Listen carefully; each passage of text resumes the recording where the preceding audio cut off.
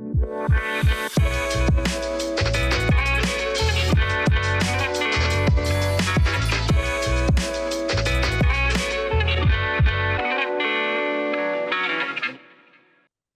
all you pop culture lovers out there. This is Danielle Terciano with another episode of Made Possible by Pop Culture, the podcast, where I interview guests about their past and present pop culture influences. For those of you who devour a lot of these kinds of shows, today's guest may be familiar to you. He's Justin from the Pop Culture Reflections podcast. Justin was kind enough to have me on his podcast last year, and if you want to check out that episode, we talked about the film adaptation of Stephen King's Christine, which honestly may tip you a little bit to what we'll be discussing today, at least when it comes to the genre. So first, obviously, Justin, thank you for coming on. My pleasure. I'm so happy to finally be here with you because it feels like a long time ago since you and I talked about a movie. So I'm It looking was. forward to doing this, and I'm so happy to be here on your show. It's really funny because I was trying to remember when, I don't remember the specific day we recorded it, but I looked up when it published and it's November 2024, which now we're in August 2025 when we're recording this. So yes, it's been a while and you were kind enough to be like, tell us about what's going on with your podcast. And I was like, season three eventually. And it took until August 2025 for season three. So thank you for sticking with me and for wanting to come Absolutely. on. So obviously, as you all know, I like to start in the past. And I think, it's not only about being chronological, and I'm a little anal about that, but I do think it also helps us see how early influences affected people's todays, whether it's their lives, their jobs, their influences, their hobbies, whatever. So in this case, there seems to be a very clear through line for what you wanted to come on and talk about. And as always, Justin, I want to dive right in with that, but I want to ask you to set up your past pick. And I'm going to jump in with some questions. So let's start with what you picked and when you first found it, and also when you first fell in love with it. All right. So let me preface it by stating the fact that most horror fans like myself would probably criticize me for picking the entry that I did, but it means something to me, which is the whole point of what you're talking Right. about. So I picked the eighth installment in the Friday the 13th film franchise, Jason Takes Manhattan. We're going to get into a lot of reasons why, but as Because far as that's when yeah, I was gonna say that's the reason I asked you to set up when you found it and what made you like maybe fall in love with it is not the right phrase here, but I do think those are very different things. Like you find something and then Mhm. later maybe it becomes an influence, especially with something like this. Absolutely. So, I'm a kid of the 80s, so I'm not unique in this way to say that my mom left me watch some movies that maybe some parents wouldn't let their kids watch, and a lot of those were horror films. Um, Not to say that every one of them was that graphic, but certainly there was some there. There was violence, there was blood, there was stuff like that. But so I grew up on horror films. It was horror films and action films and pro wrestling. Those were the three things that I consumed as a kid. And I came to the Friday the 13th series pretty early on. I was like 7. So I'm going to say it had to be like 1988 roughly.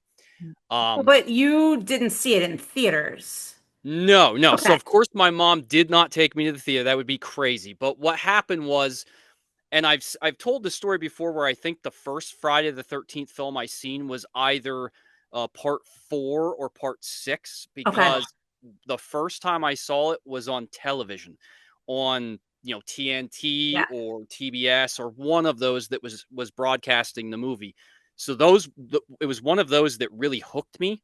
Okay. And then I became such a big fan of the character of Jason and just the themes and the tones of these movies that by the time Jason Takes Manhattan came out in 1989, I was more aware of the series now at this point. I had already seen a couple of them. And once again, no, not in 1989. My mom didn't take me to the theater. But as soon as that movie came out on VHS at our local video store, I had to beg my mom to rent me Jason Takes Manhattan because I needed to see it. So there I was. I was probably 9 years old when it finally came out in VHS. I watched it for all kinds of reasons. I loved it. And I've just had a fascination with the series ever since that time. And this one because of all its like pop culture influences, and it's a little bit more glossy and a little bit more I hate to call it almost like rock and roll, but there's some of that elements in this Sure. movie that really appealed to me as a kid in the late 80s, early 90s. Because you were so young, I don't imagine you were necessarily following like the behind the scenes of the industry at the time or any or even of this franchise. But what really struck me when you picked this one, I kind of thought you might pick a Friday the 13th movie. I didn't think you'd pick this one. So that's what I really want to dive into is the like what were the things that you were talking about a second ago that you said you loved for all different kinds of reasons because I think there are things in this movie that are very enjoyable to watch. I have a hard time watching it now as an adult because it's just so over the top crazy. And also, I will say, like, even it's by the time they get to New York, it's called Jason Takes Manhattan. They take forever to get to New York. And then Yeah. when they get to New York, I grew up in New York and it doesn't look like a New York I grew up in. And I lived there in the 80s and the 90s when it was dirty and gritty. And yet they somehow Hmm. made it the Hollywood version of Dirty and Gritty. And I know they didn't really film a lot in New York, so I'm sure that was part of it. Um, Hmm. but there are a couple of scenes that stuck out to me that I'm curious, and I'm not going to say them what they are yet. I want to hear from you as to like what were the pivotal moments for you, because I am curious if maybe they align in any way. I think they will align because I'm gonna unpack what you said a little bit because yeah, a lot of the criticism for this film is that so much of it takes place on a boat essentially, right? Which is not what the premise of the movie's supposed to be. You see, and let me say this real quick, like the cover art's a big thing, okay? Okay. A kid of the 80s, when I decided what movie I wanted to see, a lot of times it was the cover art. Like, sure, there were trailers, but unless you went to the theater, you didn't always see them. You had TV spots, but they were what they were. But you didn't have really the internet. You didn't have any of that to go to. So when I would walk into the video store and I'd go to the horror section, I'm looking at the cover art, and that really draws me in. So when I see, not only was because I was already in love with this franchise, but Right. when I seen the cover art and you got this big Jason mask with the sharp knife hanging over top of the cityscape of New York, I was hooked immediately because I had like this fascination even at 9 years old of the big city. I live Mm, in a small I lived in a small town in central Pennsylvania, close to the East yeah. Coast, but so the big city was always fascinating to me. We didn't really travel much. It was just kind of my mom and I. We didn't have the resources for that. So what I knew of the big city is what I saw in the movies. Mhm. And when you said about the grimy city thing, here's what's funny with me. Even to this day, as a 44-year-old man, the grimy, wet, dirty city aesthetic that's in a lot of the 80s and early 90s, and even going back to like the late 70s, like I Yeah. think of a movie like The Warriors that I really love too. And I just love that aesthetic of that dirty grimy city. There's something about it kind of transports me right back to that time frame of what my vision of the big city Sure. was, good, bad, or indifferent, right? So yeah, that was the drawing point to this movie. And then when I watched it, yeah, a lot of it spent time on a boat. And as a 9-year-old kid, I started to get a little bored. However, once Jason starts doing his thing, I'm kind of all in, even when it's on this ship. So speaking of that, you talked about like those moments of the scene. So at least one of those moments of the film happened on the boat first, which was the whole sequence down underneath where they had like the almost like the disco dance Yeah, yeah, area. yeah. So you had that whole scene, and you got the one guy that's on there that's got the guitar, the very 80s like style guitar. That's that was like that first time where like, wow, this movie's doing something a little different than the previous installments. So that hooked me. And then once we get the main scenes, once we get to the city, whether it's the actual shots in New York City or even the scene shot in Vancouver where a lot of the movie was done, Right. even still, once you drop Jason Voorhees, who we are so used to seeing in a camp setting in the woods, to finally see him in the city was fascinating as hell to me. Like just seeing it, I was mesmerized, like big eyed.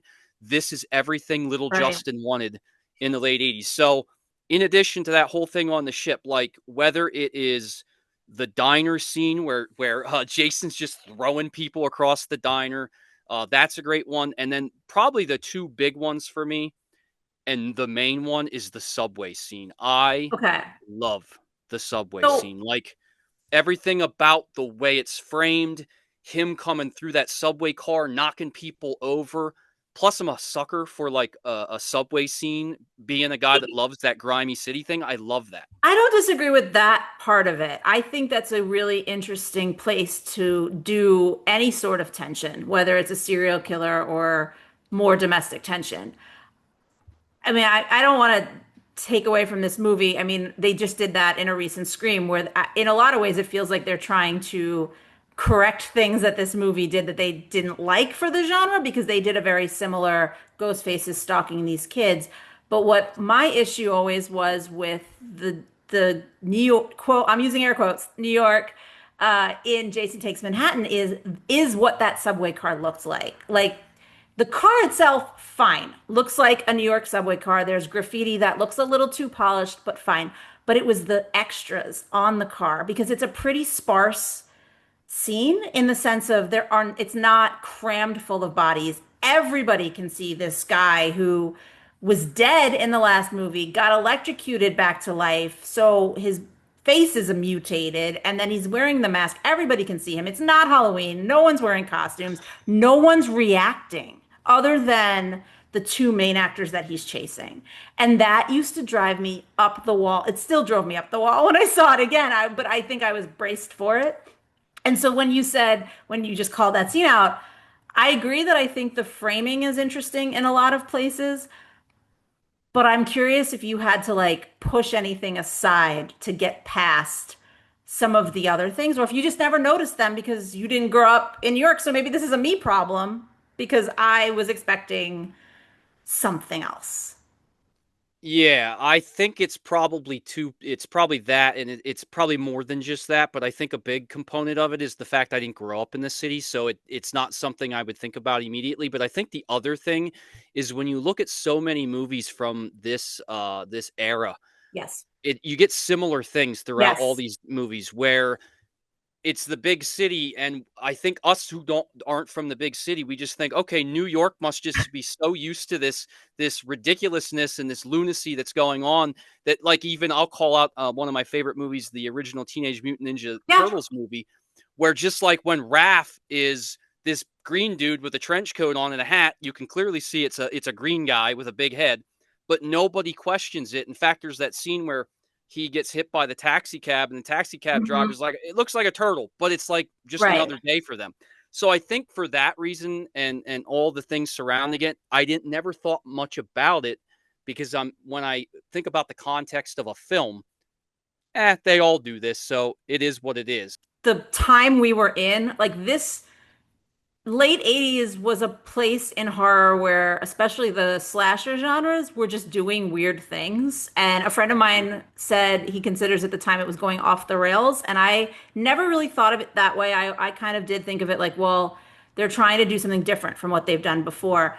But yeah, they were doing it in ways that you were asked to suspend your disbelief Mm-hmm. even more, and even in like quote unquote regular supposedly realistic scenes, which I think if you're able to just say who cares, you enjoy this a lot more. I think part of why a lot of critics hated it, and I think part of why I struggled with it, is because even in a horror film where you know this could never happen, I wanted something to stay grounded. And I thought it would be some of the New York stuff, even just the interactions with people.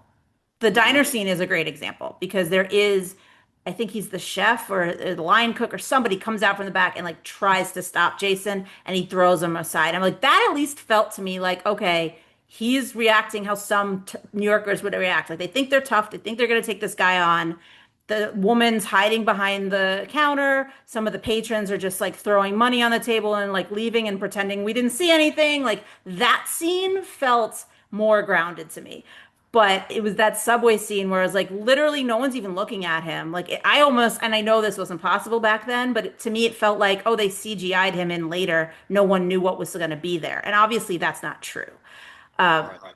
which I don't know. I mean, I thought about it clearly too much, but I do want to ask, talking about the New York aspect, how you felt about the toxic waste of it all, given what you were just saying about like, I like the dirty, the gritty, like that image works for me. It so works for me. And to take a piece of what we were just talking about and move on to the whole toxic waste thing, I think another reason why it works for me, and I don't look at it from that same angle about I wish it was more grounded and everything. I love the silliness and the campiness of a great late 80s horror aesthetic. So again, I think I almost want it to be. I want it to not be grounded in reality. I want it to be a Mm. little satiric. I want it to be a little silly, and not rooted in reality. Okay, so that's probably part of the reason why I also don't overthink that part of it. But I get it totally. And then when it comes to the toxic waste, like obviously, this movie has to have toxic waste, right? And if you love everything about this grimy stuff and just the absolute craziness that this movie goes to in places, Mhm. the toxic waste might be the most crazy part of this whole thing. In addition I to what agree. happens at the very end in the sewer, like none of Mhm. it makes sense.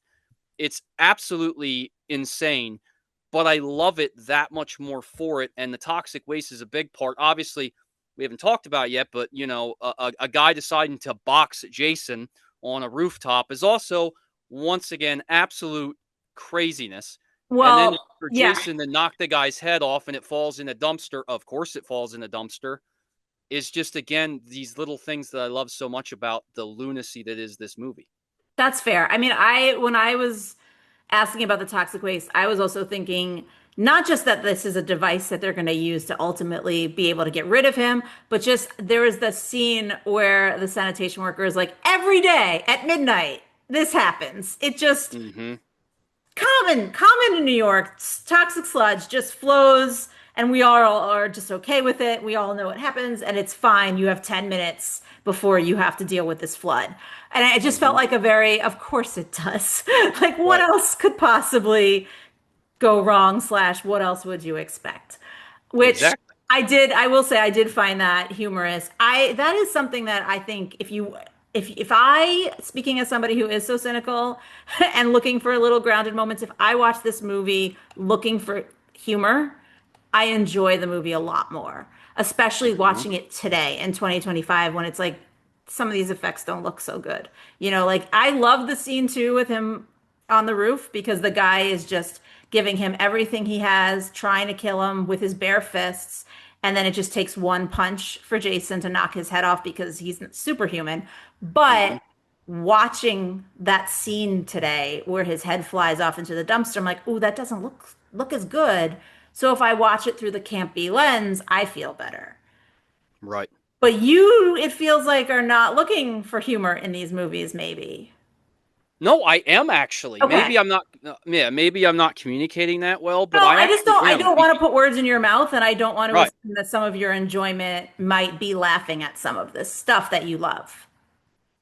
I'll kind of explain it this way. Like, I think the people who criticize this film or dislike this film, in the context of the franchise, when I talk to people like that, I've realized there's this common thread. Like the people who are the fans of like the first three or four Mhm. installments in this franchise, they tend to dislike this era of the franchise. I'm talking like part five, six, seven, eight. Okay, because those are all a lot more campy, a little bit more fun, a little bit more meta. I would even dare to say, Okay. especially probably six and eight. I think are Yeah, probably the most fair. meta of the bunch. It just so happens that part six, Jason Lives, is my all-time favorite in the franchise because of the whole meta thing and the use of kids. There's a lot of reasons why I love that, but we're not talking about that one right now. You can bring But it up. I mean, we're not like I'm not so strict that we can't talk about yeah, anything else. yeah, that's my favorite. But the reason I didn't pick that to have this conversation with you today is because there's these themes about part eight, Jason Takes Manhattan, that really sit well with me as far as who I am as a person and how I don't take myself too serious Right. because of my influence with this film. Where six is a different animal. But my point is, like, I love the meta humor that's in Jason Lives, and we get it here in Jason Takes Manhattan as well. I just wish that it spent a little bit more time in the city because that's where I have my most fun. Like when I'm Yeah. watching those scenes from the time they arrive in the city to the end of this film, I'm smiling watching this movie. I'm laughing at the parts that I should be laughing at. And another thing I wanted to say quick, because I didn't mention it earlier, is when we actually get the real proper scene of him in New York in Times Square, Right. and you get Jason walking in Times Square. He kind of looks up at the billboard that's got the hockey player on the billboard, and it's the meta thing where he turns and looks at the camera, and like we're all in on that joke. And then he goes walking down the street and kicks the boombox. It's ridiculous. And then the guys are gonna like give him a hard time about kicking the boombox, Yeah. and all he does is simply pulls his mask up to show this disfigured face. And they're like, they bounce. They're like, okay, no, we don't want any of this guy. So I love that. So yeah, to answer your question, I actually love having fun with this series. Having said that, there's things like there's the gritty, almost 70s style Yeah. that's in the earlier installments that I really enjoy too, that are a little bit more gory, that are a little bit more rooted in, the natural horror of it all. I enjoy that too if I'm in the right mood. But when I just want to sit down, turn my brain off, and have fun with my favorite franchise of all time, which is Friday the 13th, it's parts like 6 and 8 Mm. and even 5 to a degree that I'm going to put on, and I'm going to shut my brain off, and I'm just going to have a great time on this journey. And that's just a big reason why I love this movie so much. I mean, honestly, I'm glad you just said that because that was going to be one of my questions, just in terms of like, when do you rewatch this now? Is this something that you have to be in a certain mood for? And I think that makes a lot of sense to me, is because everything I hear from my friends who really are, I would argue, more into horror than I am because I came to it so late, that when they watch this movie, the end is fun for them, but it's really the things that we talked about, like the fact that it's called Jason Takes Manhattan, but he doesn't get to Manhattan for so long. Like Hmm. almost that cover art that you fell in love with that made you want to see the movie was a little misleading in a lot Yes. of ways. And I mean, obviously that's marketing and that's smart of them, but it makes me think like, why did it take so long? Why couldn't they just get him to Manhattan faster? This was, I think, I don't know if it's still the most expensive movie in the franchise, but it certainly was at the time. And so to hear things like that and to look at the movie and go, why? Like, why didn't you spend more time filming in actual Manhattan, Times Square? I don't know. Those are little pieces where I'm like, I constantly am like, I'm imagining what it could have been. And again, not to take it off to the Scream franchise, but I have that in the back of my head now too, is like, well, seeing what they did in New York, seeing how they used these public places as places to instill terror, because even when you're surrounded by people, this guy is coming for you. And as we saw in the subway scene here in Jason Takes Manhattan, nobody cares. No one's even Right. looking. You can scream all you want, it doesn't matter. Hmm. And it's funny you brought that up. Like I think when I watched a documentary on this franchise at one time, I think they talked a little bit about how one of the reasons why we don't get more of Jason in Manhattan is because of the cost. So they were I'm already sure. trying to, yeah, they were already trying to save some money with that. Even the shooting in Vancouver was more costly. So the cheapest route was to spend more time on the ship, on the boat.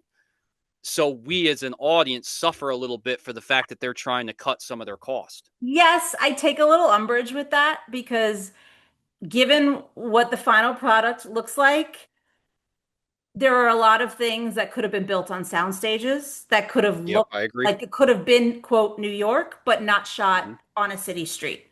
You Hmm. want to take them into a New York apartment. You want to take them into a New York bodega. You want to take them into a New York subway. That's not, you don't have to shoot on the real subway. Who shoots in the real subway? Like maybe back then more people did because it was harder to fake, but it was not impossible to fake. So those are the pieces that still gnaw at me as somebody who has had production experience and as somebody who has certainly like worked in this business enough to understand, like, are your budgets just going to your top line people? Because also, no offense, actors were decent, but they weren't huge names. Nope. So where's the money, guys? And this is not a podcast where we're gonna like dissect that and try to get to that answer. But that's when I heard that it was the most expensive one, I was like, I don't see it. I don't get that. I wish I got that. I wish I Hmm. understood there's some crazy effect or something. I don't know. Were there any, obviously, with the exception of Jason, because we already know you're a big Friday the 13th fan, but were there any characters that stood out to you as very memorable in this movie that you really enjoyed as part of this franchise of victims, would-be victims, just the whole mythology of who Jason goes after? The funny thing is, as much as I, pick this one as one of the most important to me as a pop culture nut, as a film fan, a horror film guy, all these things, right? And, leading to me doing a podcast today. Yes. As much as I say all of that, this film, its biggest weakness is characters. I will say that right now. It's like starting with Rennie as the final girl. Like, Jensen Daggett is fine. She's fine. I think she's an okay actress. I think she plays her part well, but I think the biggest problem with that is I think the character is poorly written. Hmm. I don't think she's given great direction on, on what she's supposed to do. I don't even remember the character it's kind of like her love interest. I don't know if it's Mark or I something don't like remember that. his character name, but I will say the actor was Scott Reeves. I remember that because I was a big Days of Our Lives fan, and I was like, Okay. oh, look at him doing something else. Anyway, But even him, it was like he was like a doe in a headlights type thing. right. Like he just didn't really have much dimension, and he almost seemed like just other fodder, even though he survives. Probably the one that stands out the most is the character of Charles. Hmm. Um, Peter Mark Richmond, I Fair. wrote his name down. So he's really sleazy. He's very overbearing. He feels like one of those guys that's like power hungry. So he's easy to hate, obviously. So there is that. But even still saying that, as much as I would love to say there's characters here to latch onto, there really isn't. I think that's where a movie like Jason Lives, with Tom Matthews playing an excellent version of Tommy Jarvis, is, something I love about the franchise. And even the woman that plays Megan in that movie, they're both great. And, two characters you can really get behind and feel some type of relatability to. Where in this movie, again, it's weakness is probably the characters that Jason's going after, Mhm. and the lack of believability and relatability in these characters. I hate to say it. So really, to me, this whole movie is on the back of Yeah. Jason Voorhees and Kane Hodder in the performance, whether you like him or not, because the horror fans are all kind of divided. There's the camp that absolutely thinks Kane Hodder was the best portrayal of Jason, and there's a lot of fans that don't like him at all, and maybe it's because they think he's quote unquote overrated, because people love to say that about things. Um, I've always been a little divided on what I think. Kane Okay. Hodder's not my favorite version of Jason. I think there's a couple guys that do it better, but there are certain things that he does that I like, and I feel like he's the one that gives us the pop culture icon of Jason Voorhees. And I say that not just because of his films, but I play back his appearance on the Arsenio Hall show, Oh, which again, wow. yes, such a great show because they had Kane Hodder come out in full makeup, full costume, and he did not break character. And I always think of that. And I go back on YouTube and watch that clip again because I'm like, this is what I love about late 80s horror, is that there was this full commitment to the act, and it was Yeah. such a big deal at that time, and I love it about it. I do think that makes a big difference. You're talking about which is your favorite. The commitment, I think also like again, part of this podcast, the point of it is like, well, what was your formative one? Like if you started with some of his, maybe he is your favorite because he was your first. But I also think it does speak to in this franchise, maybe not every individual movie, but it does, like Jason is always going to be the most important character. And not every individual movie do all the characters matter as little as in Jason Takes Manhattan, but it does feel like you shouldn't and they don't want you to get too attached to anybody because they want you to think, well, they're going to die in 5 minutes anyway. So Mm-hmm. you should be looking for Jason. You should be in a way rooting for Jason. And so to me, hearing all the things that you said about the characters, like I agree. I don't necessarily think it's a bad thing in this movie because I do think it is a little bit of their point of like, yeah, doe-eyed, they're off this boat from not New York, suddenly in New York. if Jason wasn't chasing them, they would be struggling to deal with this big city and all and those street kids with the boombox. They would have been afraid of those street kids if they weren't afraid of Jason, because those are the types of like corn-fed Midwestern kids they cast. Which is probably mean to Midwesterners, and I don't mean it to sound that way, but it's just like that was a stereotype that I think they played into. And I will say, like, I also was really interested to hear you, the actor you picked was one of the teachers. And I'm curious if that is something that you say now, being older, or if that was always how you felt. Like you liked him the quote unquote best, even when you were younger and maybe like not really supposed to care about those types of characters. No, I will say as a kid, it was completely different. Like I did like the character of Rennie. I liked Jensen Daggett's character, and there was something about, and I can't really put into words what it is. I was on another show with somebody where we talked about A Nightmare on Elm Street, and I Okay. talked about how as a kid, because those were my two franchises, Nightmare on Elm Street, Friday the 13th. That's what I grew up on. Freddy and Jason all the Yeah. way.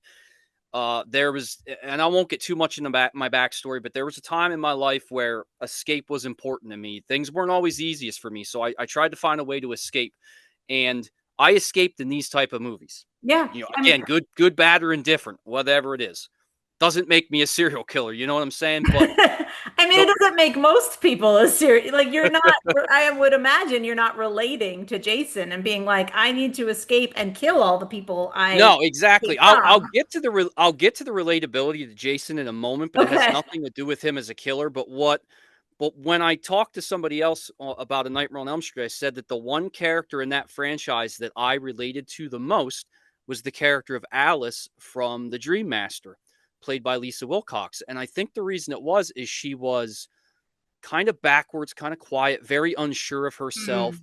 not a lot of confidence. And what I loved about the evolution of the character is she goes from those traits and those attributes to slowly being the reluctant hero at the end, and having to be brave and courageous and Right. become stronger.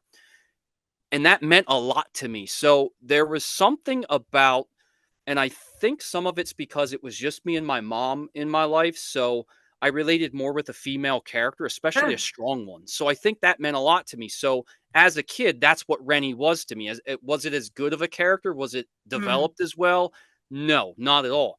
But instantly as a kid, because of all these horror films I'm watching and how there's these final girls, and a lot of them are very strong and courageous, that was something that meant something to me. So in a lot of ways, where some people's big heroes were Sylvester Stallone and Arnold Schwarzenegger, and I love those guys too at that time. But my heroes were these, these female characters who had to overcome all this stuff, and at the end stand up to these Hmm. monstrous evil villains, and that's really what meant a lot to me. So yeah, as a kid, Rennie I could totally relate to in that way. It's just as an adult looking at it a little Right. bit more critical, I just wish the character was developed more, and that's why I look at the character of Charles, because he's a little bit more depth, Right. if It, that makes sense, and he's it does. someone I can at least root against. Right. And I think, I mean, I think all of your points about what a final girl should be and was in, Nightmare on Elm Street in your example, that was not what Rennie was written to be. Like the fact that she is not, she's the final girl, but like Scott's right there alongside her. So like, and Mm-hmm. neither one of them actually take him down. They're still Exactly. trying to flee from him when the toxic waste, spoiler alert, sorry guys, the toxic waste comes in and is what ultimately does it. So, what did they learn? What did they overcome? What did they succeed in doing? And they're changed. I'm sure these characters now have terrible trauma and PTSD, but they're not necessarily changed in the way that so many of these other horror franchise survivors are because they're not empowered. They didn't Right. do anything other than run, which if you're in a situation with a serial killer chasing you, I'm not saying don't run. I want to make that very clear. I'm not saying everybody should turn and fight, but these movies are kind of, at least the ones that I gravitated towards, were teaching you to, yes, sometimes there's times to run, and then sometimes there's times to turn around and fight and try to take the person down because otherwise they'll never stop. And, the toxic waste stopped him temporarily. And this is not a franchise where he then goes back to stalk the same people in, 9, 10, and so on. But that's just luck for Yep. those characters, right? Like, there's no Hmm. reason that they shouldn't still be out there fearing him. Hmm. Exactly. So you were going to say something about relatability of Jason, which I want to hear, and then I do want to go back to something else you said a second ago, but I don't want to lose that train of thought. So, what did you find relatable about Jason? So I have told this story a few times about how when I try to justify my opinion or my feelings that Jason Voorhees is my favorite character in the history of movies, because it's a Okay. crazy thing to say, to pick a an evil villainous character, but it's not just because I grew up on it and I have nostalgia for it. The other reason why he means so much to me is because he's relatable in the way that when you look back at him in the first film and his backstory, he was bullied and he was Yeah. neglected. And for that reason, he was very sympathetic. And then not only that, his mother gets killed. Granted, she was a psychopath. She was killing people. She, got what she Right. had coming to her. So don't get me wrong there. But when I say all that, like I think about the backstory of Jason, I think about him as a little kid, who presumably had some mental issues and had some Hmm. physical issues and some handicaps, and he needed somebody to protect him, and there was nobody there. I always questioned like why Pamela wasn't a little bit more hands on, but it is what it Right. is. But Well, the it was point also is, the like, time, but yeah, I yeah, just don't think exactly. It parents was in just those days really were, I'm not advocating for helicopter parenting, but I do also think like some of the things you just mentioned maybe went unnoticed because they were a little absent. And she was exactly. also a So psychopath. Let's also, yeah. yeah, exactly, exactly. So when I think about like him being a victim of his circumstances, and he's sympathetic in that way, and then just the idea that when his presumably, again, if we believe the context of the films and what we know, Hmm. like his mother gets killed, and then he has to survive on his own Right. before he ever starts killing anybody. And so again, this is actually like a revenge flick, or these are revenge flicks in a lot of way. But again, I'm not trying to justify Jason's actions. It's just that whole backstory of what Hmm. he dealt with and how he was treated, and then being left to fend on his own without his mother. And that's the stuff that was so relatable to me, because I knew what being bullied was like. I felt that Right. as a kid. I knew what it was like to like kind of be by myself with a mom, and and feeling neglected or all that type of stuff. So that's why I could relate to Jason. And then obviously as I grew with the franchise, it just became fun and he was nostalgic, and it's like, oh cool, get to watch the killer do his thing, because there is some fun there, right? You can, Right. take yourself out of the reality of it all. And like you said, when these characters aren't really developed and we're not really written to be liked or be relatable, then we can watch them get killed in this fun way, and it is what it is. It's all part of the context of the movie. Right. And I mean, I think also hearing you talk about not justifying his actions, but understanding why he would get to that point when he was still human. I think that is something that I really do love about a lot of horror films. Not all of them do that, but there's always some sort of motive, and sometimes people are pulling a motive that is supposed to seem shocking or whatever.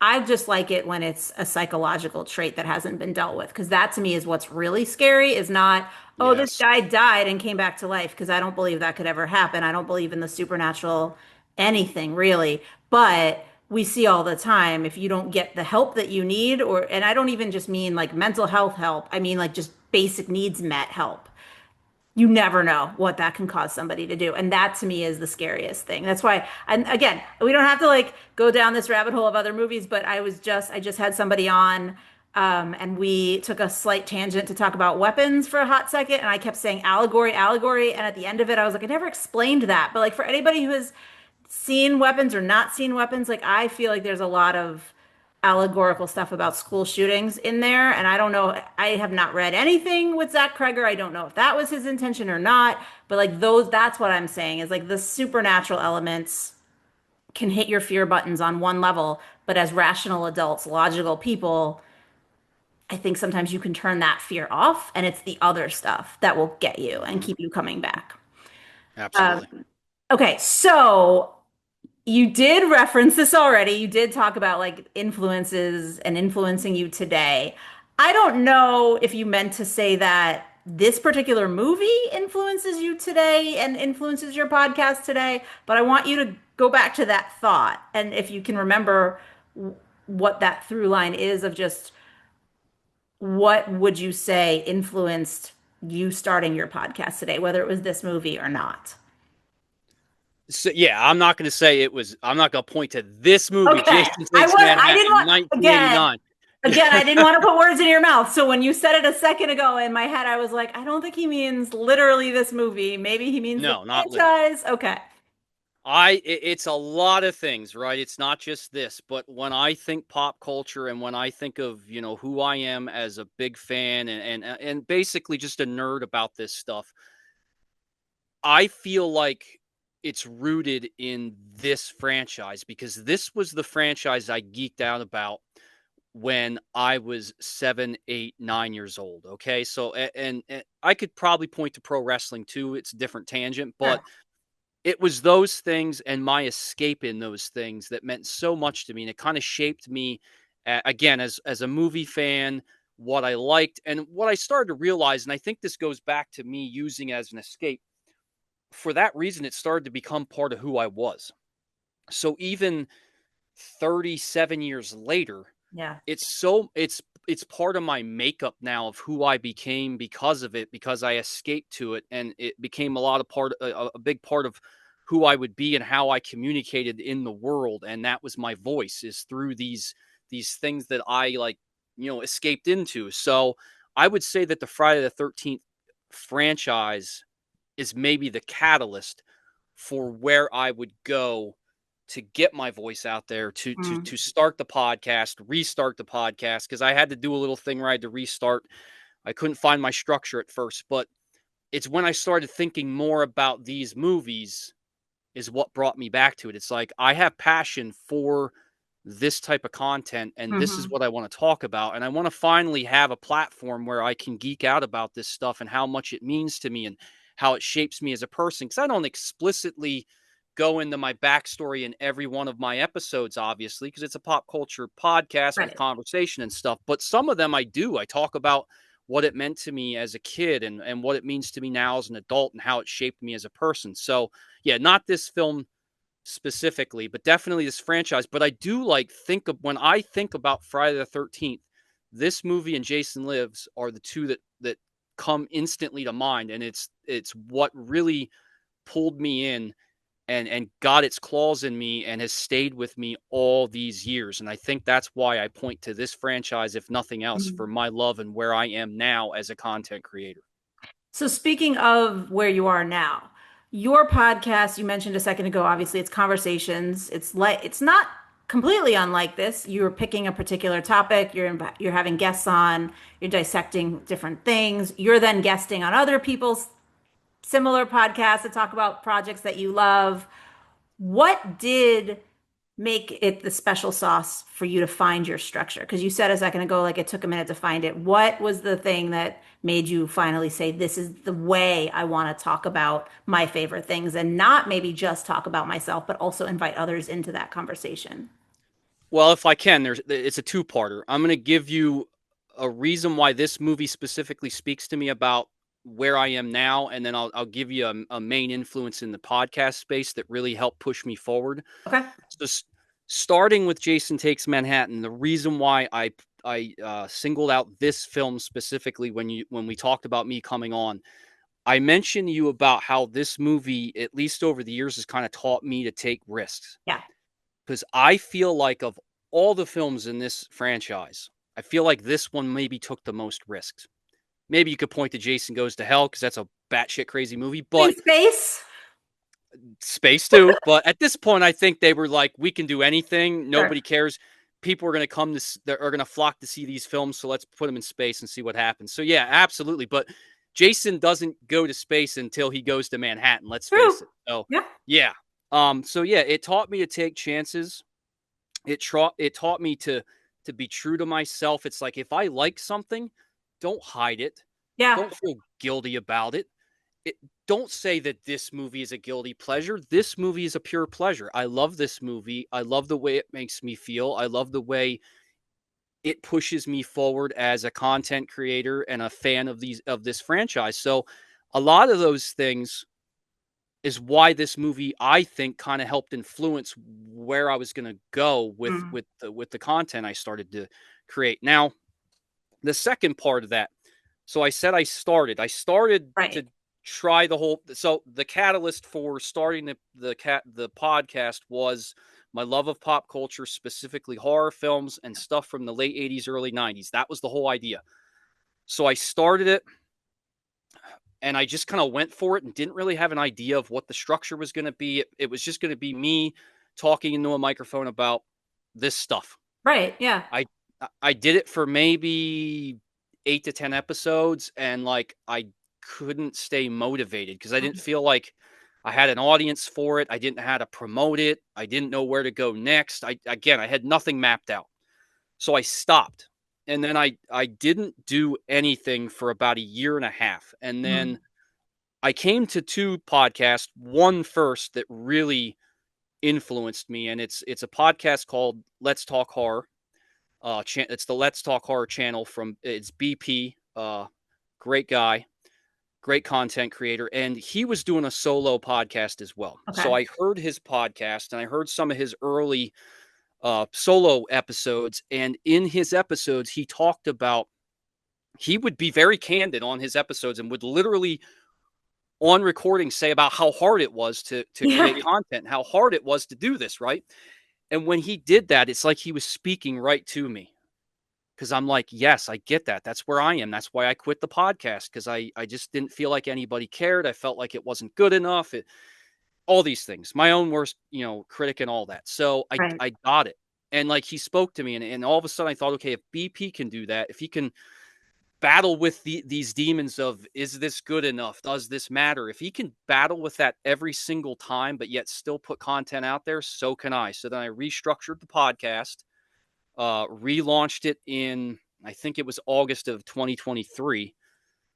And I'm like, okay, do this again. And in the back of my mind, Danielle, I was thinking about Jason Voorhees. I was thinking about Friday the 13th. And it's like, here's the funny thing. I still haven't covered some of those movies on I my was gonna podcast because say, yeah, I thought maybe I'm, I just missed those episodes, but I was like, I no, would have I'm so hearing, intimidated. but hearing you talk about like your just passion for it, I would have assumed that's where your starting point would be because you have so much to say. You've lived with these Right. things for so long. That to me almost feels like the easiest content to make. And maybe you make it and maybe in 3 years you look back and you go, I want to redo it. But at the same time, if you, especially hearing you say like you were getting stuck and you didn't know where to go next, to me, that's where I thought you would have gone immediately. You would think so, but for some reason, I wanted so badly to do justice to this franchise Okay. because, again, my love for it, my 37-year love for it, and it's the one of the biggest reasons why I am in this position I am now with this podcast, and it's finally got structure and I finally have it mapped out, and I'm doing pretty good, and I've had good growth over the last 12 to 15 months, and bringing guests on was a big thing for me because I didn't think I was ever going to get there. So I still haven't gotten around to it because now I'm at the point like I want to pick the right guest and I want to start at the right Yeah. place. And I have done the Friday the 13th remake. Yes. I remember I listening did to that. that one.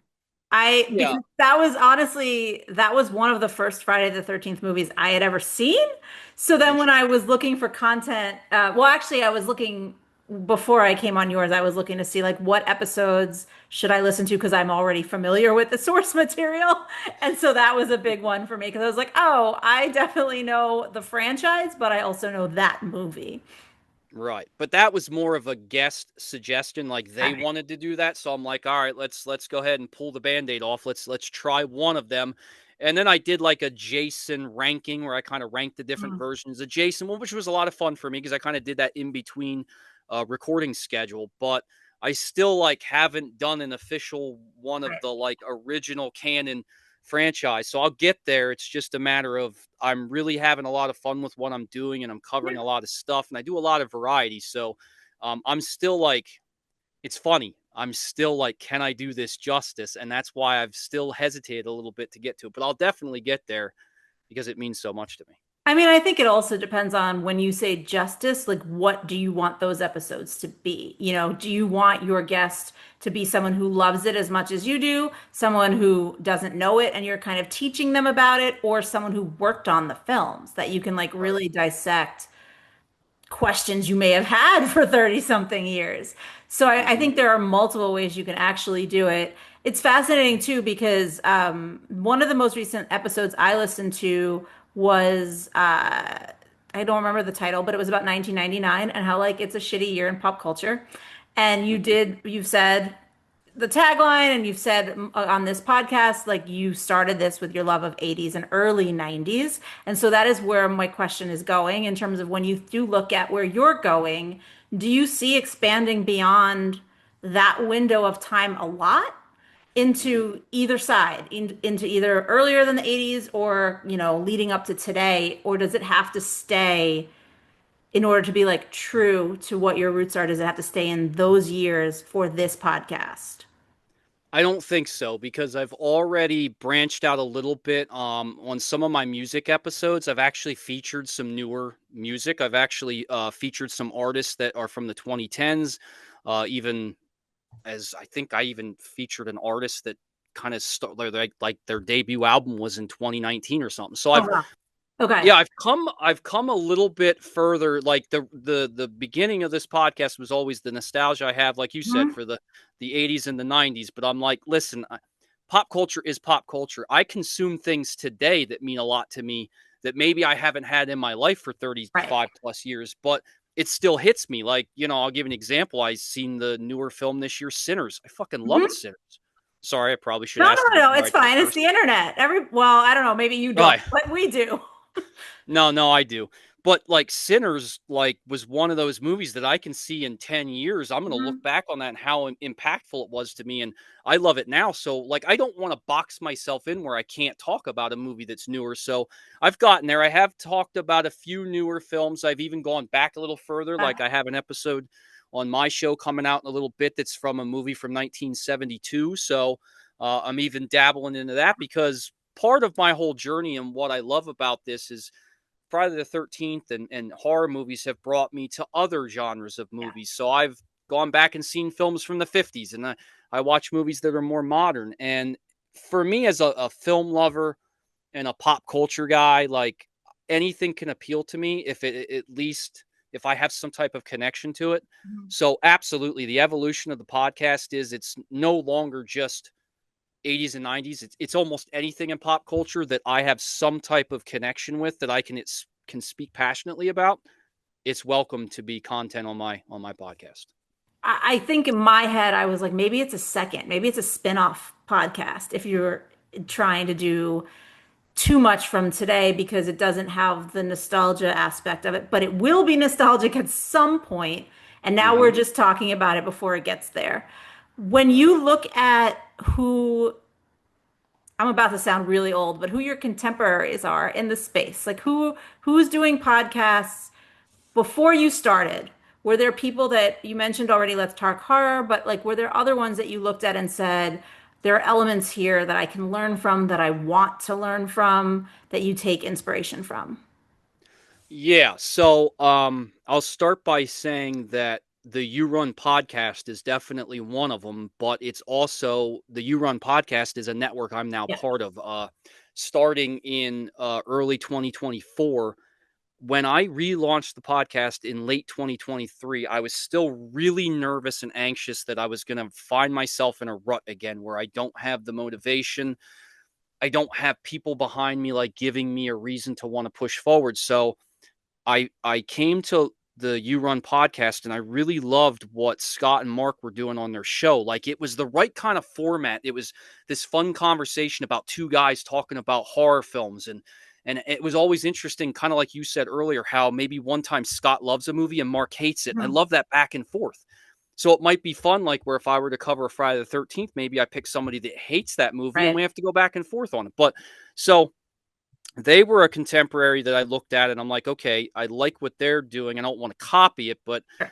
I think conversation somewhere I want to get to. So Scott posted something about starting a network. He and I already kind of followed each other, so I reached out to him almost immediately because I saw this as my opportunity, like to take a risk. Back to this Yeah. movie teaching me about taking a risk. Yes, I'm nervous. Yes, I'm scared. I didn't have a huge audience yet, but I'm like, this might be my opportunity to find a platform, to find a community, to find some type of motivation to keep going. So I asked if I could become a member. He brought me in. I was so thankful for that. And once that started, within a couple, I was still doing solo episodes, but within a couple months, I started connecting with the other members of Mhm. the network, and that's when the whole guest thing started. And I'm like, okay, this was the move I needed to make to keep going forward. So that's the part of it. But now, since then, like, I'll be honest with you, prior to Let's Talk Horror and the You Run podcast, prior to that, most of the podcasts I listened to were like pro wrestling, true crime, But that's stuff like okay. that. It doesn't have to sometimes be the exact thing that you're going to want to do Right. that you can take lessons or inspiration from. I think sometimes it is just what is their interview style like if they're doing that type of podcast, no matter what their interview who they're interviewing or what their topic is, or simple things like, well, what's the intro music sound like, the ad breaks, or how Yep. many times do they actually explain what their podcast is at the beginning of an episode or at the end or whatever. Like those are the little pieces that I think a lot of people who think, oh, you're anybody can just talk into a mic. Yes, anybody can just talk into a mic, but like what's going to separate you is the concept and then the little details of the execution of the concept. And, as you mentioned a couple of times, like you have to be consistent. As we learned, I was not consistent. I took too long of a break between season 2 and season 3 for a lot of reasons, and that was bad. And I'm gonna hopefully be better in the future. But I mean, to hear you say like wrestling podcasts to me, that makes sense because if it's something you're passionate about and it's something that you already understand, it's easier to then hear the lessons behind what they're just talking about and focus on the other things, even like audio quality or whatnot. I think 100%. Yep. I think that's probably something a lot of people miss, maybe, is, so many people are just like, oh, I'm listening to this thing in my commute in my car. And so, like, you have all this background noise and you're not focusing on the details. But if you want to do this, you have to focus on the details. Well, and that, so to your point, once I really became involved in this process and I really committed to this and I was part of the network, that's when I really started consuming more and more podcasts. And it was Oh, for not only the entertainment of it, because I do enjoy listening to podcasts, but it was to get some ideas and influences in a way. Again, I'm not trying to steal anybody's concept, but like no. you said, just to get some idea of how Yeah. this person does it, how their style is different, and how I can kind of use that to shape my methods going forward. And I don't think there's anything wrong with that, even in the professional, field. Like, learning from your Right. contemporaries is important. Networking with other people is important for your own personal growth. So, whether it's movies for days and his format, which is very similar to mine, the way he does Mhm. thing, and he was kind of solo, but his is all about conversation. So I learned a lot from him. I'll be honest with you. Like, I found your show before you and I really collaborated, I believe. So, but I Oh, think we followed each other. I try to remember.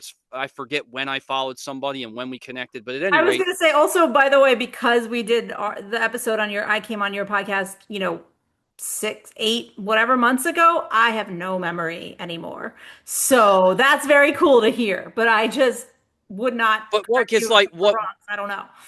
And to be honest with you, like with your content, what drew me into it initially, not knowing what it was pop culture, Right.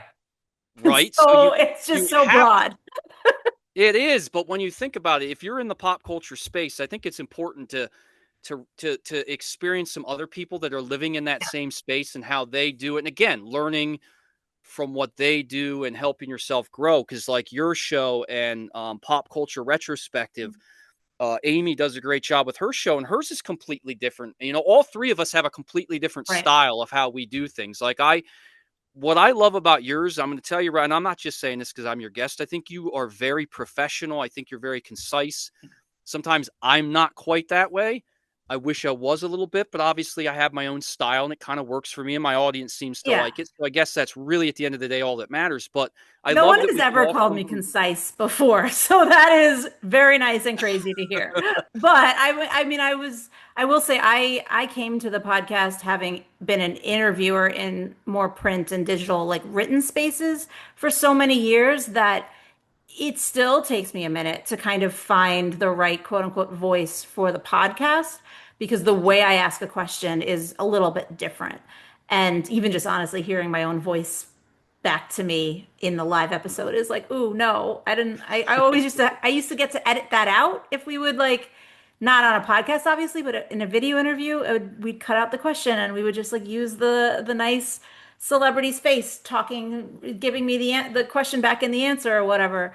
But it was very much designed the way it was designed because of that experience. Because I said I don't want to just come on and talk about myself into a mic. I'm sick of hearing my own voice. Ironically, I want to talk to guests about like what is interesting to you, and through that process I'll maybe learn about some new stuff that I had never seen before, or I'll get new appreciation for stuff that I have seen. And then occasionally there have been things I'm trying to wedge in as discussion topics that I haven't quite gotten the right person for yet. So maybe in the future, that's something I'll try to do a special like spin-off about my hmm picks and find people who want to talk about them. But I think that's what's good about the ones that you're talking about, yours, mine, and Amy's, is like they're very pop culture is a very broad topic. So the fact that you can get something different out of every single one is important, or we would not survive in the space. Because we Exactly. could have the same listeners and we could talk about the same film, but we would all talk about it differently. So you could theoretically get something different out of each one. Yeah, and the whole idea from a starting point with pop culture is like you said, I knew that I had passion for pro wrestling, but I didn't want to do an exclusive pro wrestling podcast because there's only a certain audience for Yep. that. There's plenty of horror podcasts out there, some great ones, some of which are some of my favorite shows, some of which influenced me, as I already talked about, like Let's Talk Horror and You Run podcast. Right. So I didn't want to be an exclusive horror podcast because I knew I couldn't be the best. And I'm not saying I'm the best pop culture one, but my point is I could take all those things I'm passionate about.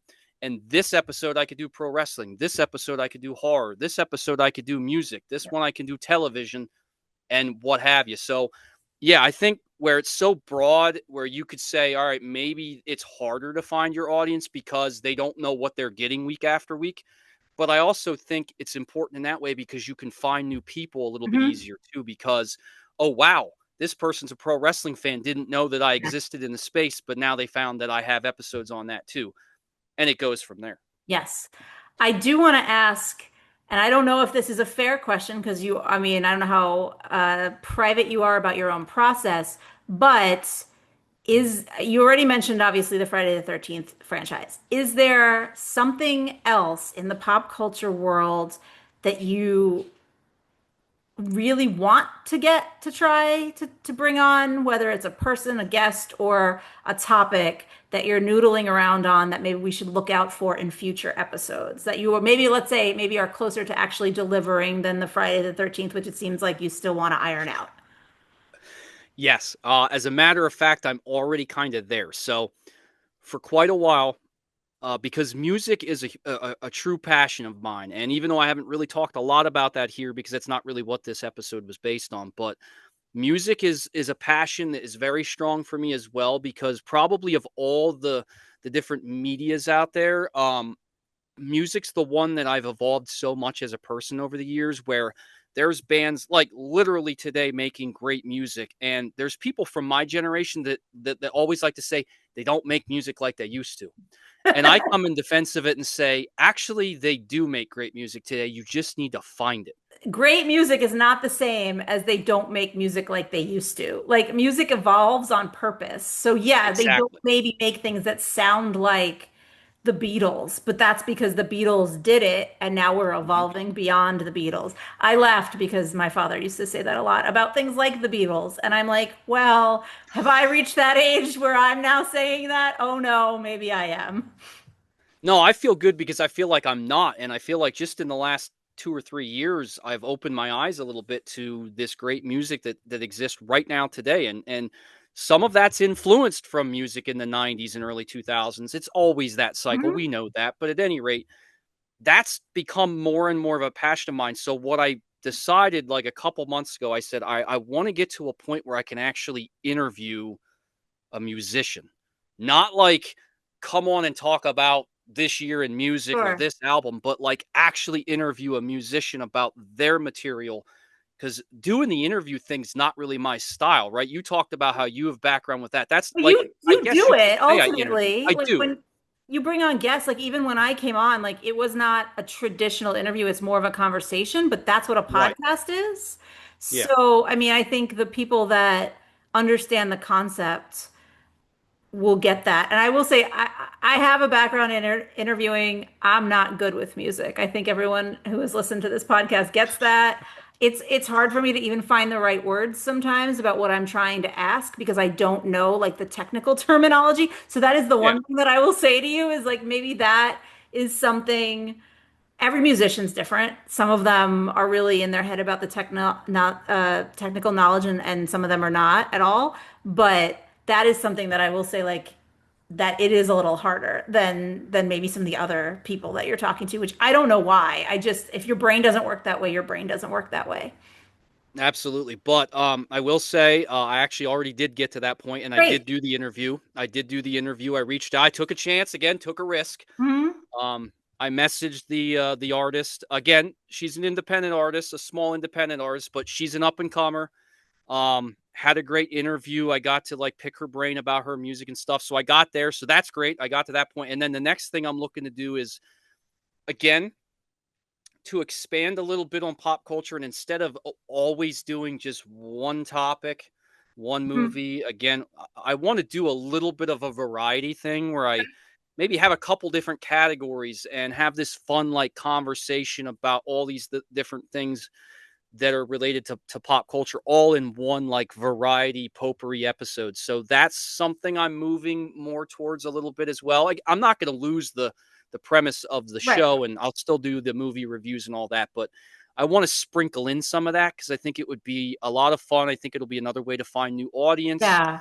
and expand my knowledge as a podcaster and interviewer going forward.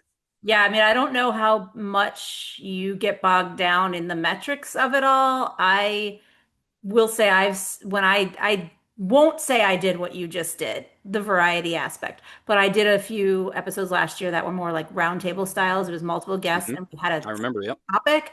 So with those, like I would see spikes because of the topic, whereas normally I see spikes in readership. Ha ha ha. Jesus, I need sleep. Listenership or even viewership on YouTube, I based on who the guest is usually. Because for as much as I try to lead with like SEO and sometimes the best SEO is what we talked about, not the guest name, they're usually tuning in for the guest like they Hmm. would on a talk show, which I'm like, I'm happy for that. Like I will, whoever wants to listen at any time. But it was really interesting to see sometimes when you are a little bit wider in your conversation, it does definitely then open that up and you see people coming in for different things.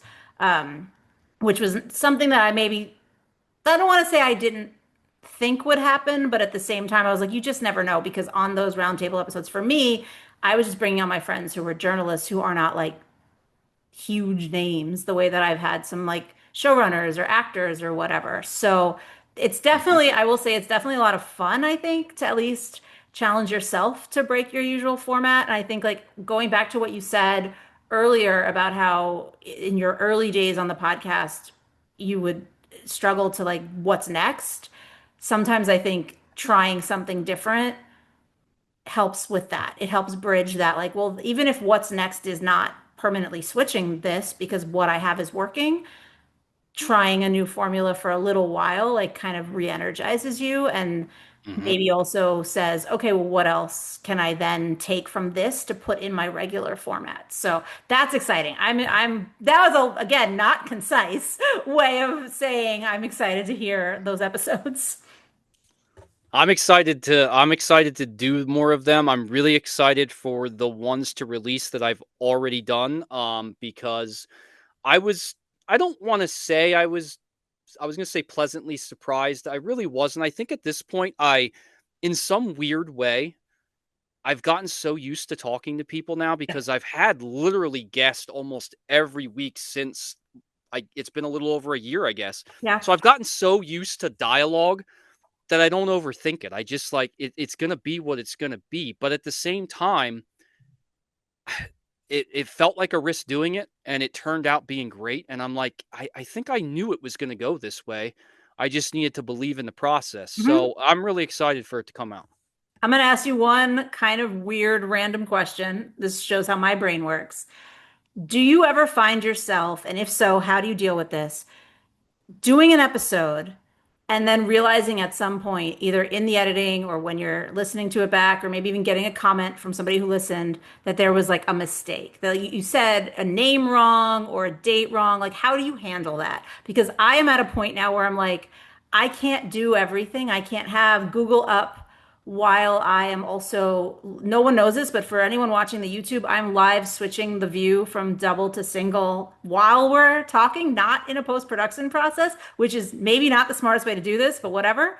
So I, in a way, am like, maybe I should steal from Seth Meyers and do corrections and do like a short form video supplement when I do realize, like, whoops, Hmm. how do you handle that? Or maybe it never happens to you. I don't know.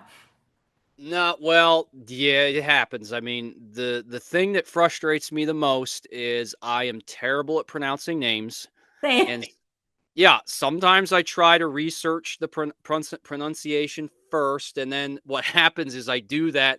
I try to make a note, and then when I'm doing the episode, I'm just like in it, so I Mhm. forget, and I just go back to my natural way of pronouncing. That frustrates me. I don't generally spend a whole lot of time trying to fix it or anything. It is what it is, Right. I guess. So yeah, to answer your question, I don't spend a ton of time fixing or editing those type of mistakes. And I'll say that the people that listen to my episodes, maybe one or two times I can think of somebody commenting about Right. you had this detail wrong or you had this fact wrong or whatever. So it doesn't seem to happen that much. Or if it does, I don't notice it and nobody else brings it up. So That's I'm good. lucky there, I I guess. think Yeah. that's good. Yeah. I don't even think that when I asked that question, I wasn't trying to say like, oh, everyone's going to notice. It was more of what you notice and how you want it to be.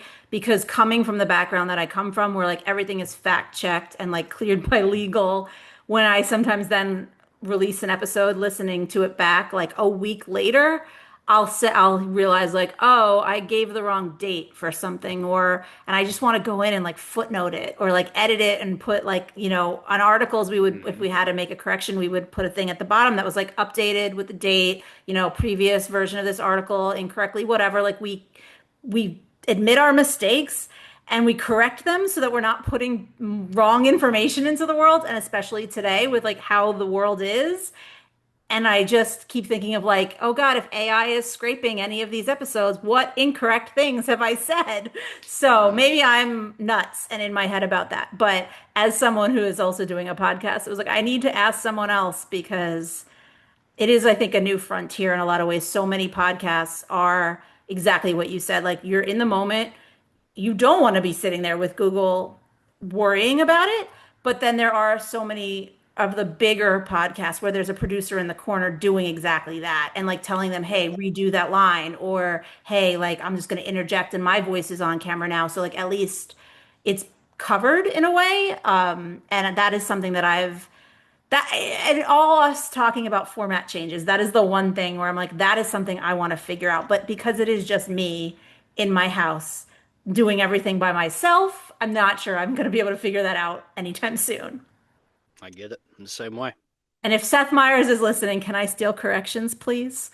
Maybe I won't call it corrections. Obviously, that's rude, but just steal that idea. And I know it came from his fans, but at the same time, I would 100% be like, I see what I did and I'm sorry. Okay, first and foremost, I want to thank Justin for coming on Made Possible by Pop Culture today. And then, of course, thanks to all of you for listening and or watching. But before you go, I want to give you my usual spiel about where to find the things that we discussed today so that you can experience them for yourself. And that means, yep, I'm going to give you my usual spiel that no payment has changed hands here in order to list a particular service at this time for this reason. I simply search out the ones that seem like the easiest or the most widely accessible. So that being said, Friday the 13th, Part 8, Jason Takes Manhattan. It's not actually available to stream, but if you're willing to shell out a few bucks, it is available to rent on places like Amazon or Apple TV. But you know what? When I told people I needed to see this movie in order to do prep for this podcast, I had a few friends raise their hands and say, hey, you can just borrow my copy. So maybe ask around because you just never know who in your network already has this, already loves this. And I'll be honest with you, you learn a lot about your friends and maybe even your family based on the answer to that question. So then, of course, we talked about podcasts, specifically Justin's Pop Culture Reflections. Now, you can get that where you get your podcasts, Apple Podcasts, Spotify, maybe where you're listening to this right now. I don't know where you're listening to this, but he is part of the You Run Podcast Network. That's yourunpodcast.com. And if you go to that website, you can learn more about his and the other podcasts that we discussed, especially if you want to continue down the horror genre, horror rabbit hole, however you phrase it. So, of course, again, thank you so much for sticking with this journey. This is an independent podcast, a labor of love of mine. So I'm so thankful that there are people out there that are interested in the topics, in the guests, in all of it. Stick around because there's a lot more great stuff for season 3 coming very soon.